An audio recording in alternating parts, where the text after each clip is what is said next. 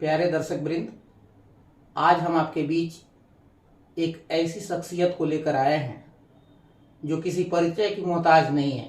हम आपसे मिलवा रहे हैं लोक गायकी के क्षेत्र की एक मूर्धन्य अदाकारा वंदना सिन्हा जी से। वंदना सिन्हा जी क्या भोजपुरी, क्या हिंदी, क्या मैथिली, सभी भाषाओं को समवेत रूप से साधा है और चंपारण क्या, ये पूरे बिहार और पूरे भारत में और नेपाल में भी अपने गायकी के जलवे बिखेरे हैं। सबसे पहले वंदना सिन्हा जी का मैं स्वागत करता हूं अपने चैनल पे। नमस्ते आपको भी। हम कार्यक्रम को आगे बढ़ाएं इसके पहले वंदना सिन्हा जी से कोई एक प्यारा सा गीत आपको सुनवाते हैं। प्यारा सा झूमर आपके बीच रख रही हूँ। धीरे धीरे चलो डगरे छलकियों ने जाए, धीरे धीरे चलो डगरे छलकियों ने जाए, हो छलकियों ने जाए, धीरे धीरे चलो डगरे छलकियों ने जाए, धीरे धीरे चलो डगरे। पत बसे कोइया पतल बोसे पानिया, पत बसे कोइया पतल बोसे पानिया। क्या बात है, क्या बात है। कहीं रेशम की साड़िया सरकियों ने जाए, कहीं रेशम की साड़िया सरकियों ने जाए, धीरे धीरे चलो डगरे। तो सुना आपने वंदना जी का यह गीत। भोजपुरी की यही खासियत है कि गीत गीत में बहुत बड़ी बात कह दी जाती है। कितना बड़ा लेसन है इसमें। आपके हाथ में कोई ऐसा चीज हो जिसको बर्बाद नहीं करना चाहिए तो आपको रास्ते भी संभल के चलने हैं। पानी की गगरी लेकर चलने वाली पनिहारिन को कहा जा रहा है कि आप धीरे धीरे चलो, नहीं तो गगरी भरी हुई गगरी छलक जाएगी और जब गगरी छलकेगी तो यह पानी जहां से आता है वह कुआं बड़ा दूर है और कुएं में पानी पाताल में है। उतने नीचे से पानी निकालने का मतलब परिश्रम लगेगा। यानी आप जो कुछ भी अर्जित करते हैं उसे संजो के रखिए, संभाल के रखिए। इस गाने का यही मीनिंग है। वंदना सिन्हा जी, आप इतनी बड़ी गायिका हैं, आज जो मुकाम आपने हासिल किया है, जी जी, यहाँ तक के सफर में आपको किन किन परेशानियों का सामना करना पड़ा है? जी सबसे पहले तो जब हम शुरुआत किए थे तो ऐसे तो संगीत मेरे घर से ही शुरुआत है। मेरी बड़ी दीदी गाती है, मेरी मम्मी भी गाती है और मेरी मतलब घर में माँ से शुरू हुआ है। माँ भी गाती है लेकिन वो प्रोफेशनल नहीं थी। दीदी मेरी प्रोफेसर हैं और मैं भी नवोदय विद्यालय में शिक्षिका थी। और परेशानी तो बहुत होती है। जब आप गाइएगा तो सबसे पहले तो जो अगल बगल के लोग हैं वही कहेंगे कि गाती है, बजाती है, अरे चलो ये सब, मतलब इस तरह के लोग बहुत ये करते हैं। परेशानी तो बहुत होती है। जब आप बाहर निकलेंगे, घर से बाहर निकलेंगे तो बहुत दिक्कतें आती हैं। तो इस परेशानी से मतलब आपकी भी वही कहानी है जो अमूमन भोजपुरी की गायकी के क्षेत्र में औरतें और लड़कियां आती हैं, उनके साथ जो परेशानी होती है उससे आप वंचित नहीं हैं। तो सबसे बड़ी बात होती है पहले अपने को प्रूफ करने की, अपने को साबित करने की, उस बंदिश से बाहर निकलने की, जिस मिथक को वंदना सिन्हा जी ने तोड़ा है। और जबकि इनका पृष्ठभूमि इन्होंने बताया कि इनके घर में गायकी थी, इनकी माँ गाती थी, इनकी बहनें गाती थी, फिर भी इनको समाज में, इनको परिवार में इन दिक्कतों का सामना करना पड़ा है। तो आप लेकिन आज वही लोग सपोर्ट भी करते हैं, वही लोग सपोर्ट भी करते हैं। बड़ा अच्छा लगता होगा। वही कहते हैं कि बाप रे ये तो बहुत बड़ी, मतलब बहुत बड़ी स्टार कहलाती है। इस तरह से लोग आप बोलते हैं, बहुत बड़ी स्टार कहलाती हैं। जो कुछ आपके साथ बर्ताव हुआ समाज का, उसको आपने बदल दिया है। इस बदलाव में आप पहला मुकाम किस चीज को पाती हैं, पहला स्टेज आपको कब मिला था और उस पर क्या गाया था आपने, उस गाने को 2 लाइन सुनना चाहेंगे। जी, मैं सबसे पहले बहुत छोटी थी, दीदी के साथ ही गाती थी। मेरा एक कैसेट बना था जय जय छठी मैया, जिसमें कि विनय बिहारी जी भैया ही मतलब रिकॉर्ड करते थे सूर्या कैसेट में।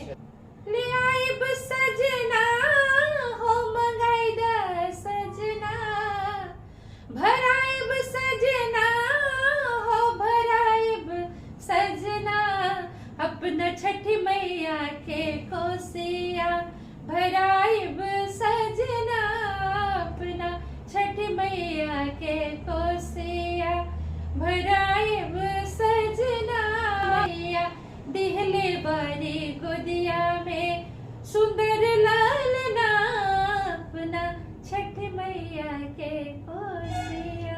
बहुत बढ़िया, बहुत बढ़िया गीत भैया ही लिखे थे इस गीत। आपने इस गीत के माध्यम से आज बेमौसम में भी उस छठ की स्मृतियों को जागृत कर दिया। और हमने अभी संस्कार गीत में एक झूमर इनसे सुना है, त्योहार गीत अभी सुन लिया, तो एक ऋतु गीत भी हम इनसे सुनना चाहेंगे। अभी सावन का महीना है, कजरी की गायकी का महीना है, तो एक कजरी की 2 लाइन आपसे हम अपने दर्शकों के लिए। आपको मैं कजरी सुनाती हूँ, बहुत अच्छा शारदा देवी गाई है और मेरी दीदी भी गाती हैं। इसी कजरी को मैं भी आपको सुना रही हूँ। सखी है श्याम नहीं घर आए, बदरा बरसन लागे ना, सखी है श्याम नहीं घर आए, बदरा बरसन लागे ना, बदरा बरसन लागे ना, हो बदरा बरसन लागे ना, बदरा बरसन लागे ना, सखी है श्याम नहीं घर आए, बदरा बरसन लागे ना। श्याम नहीं घर आए बदरा बरसन लागे ना, ये तो श्याम और राधा की बातें उपलम्ब अलंकार की है।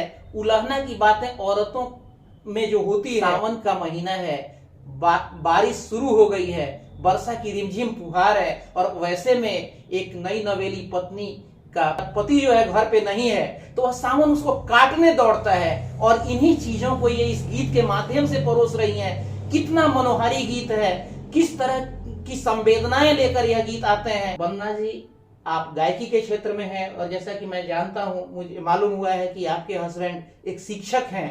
जी जी। तो उनका किस तरीके से सपोर्ट आपको मिलता है आपके गायकी के लिए? जी, उनका तो शुरू से ही बहुत सपोर्ट मिला है।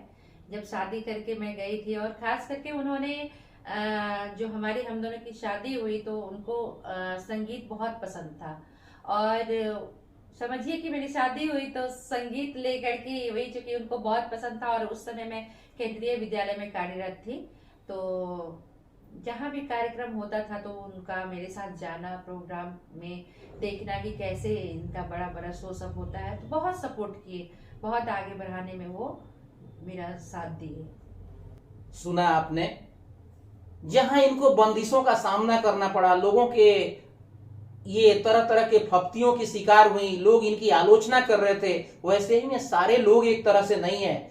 इस समाज में वैसे भी लोग हैं जो संगीत के प्रेमी हैं, संगीत के चहेते हैं, और संगीत ही इनके सुहाग बंधन का कारण बना। इनके हस्बैंड का सहयोग इनके जीवन में भरपूर है, और ये गायकी के क्षेत्र में एक मुकाम हासिल कर चुकी हैं। तो क्या गायकी को अपनी अगली पीढ़ी में भी आप समावेशित कर रही हैं? आपके बच्चे भी गायकी में हैं? जी जी, मैं अपनी बेटी को भी संगीत सिखा रही हूँ और बहुत अच्छा गाती है, वो भी बहुत बढ़िया गाती है। समाज के वर्जनाओं से, समाज के प्रतिबंधों से ये टूटी नहीं, बल्कि अपने को साबित किया, और समाज को इन्होंने बताया कि गायकी कोई खराब चीज नहीं है। गायकी से स्वांतः सुखाय के लिए तो गायकी है ही, सामाजिक उन्नयन के लिए भी गायकी है, समाज को सुख प्रदान करने के लिए भी है। और ये समाज कि आज के रिटर्नों को देख करके इन जो समाज इनको बंदिश लगाता था, वही समाज आज जो इनको स्नेह और प्यार दे रहा है, उसको देखते हुए अपनी अगली पीढ़ी को, अपनी दोनों बेटियों को इन्होंने गायकी के क्षेत्र में लगाया है और वो गायकी का गुर सीख रही हैं।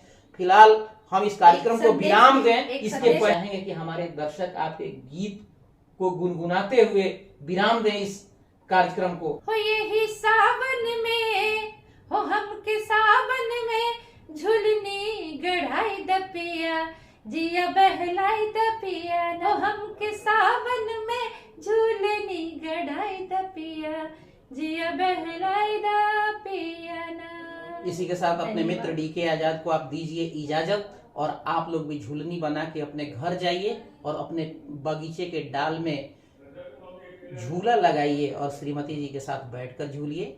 जय भोजपुरी।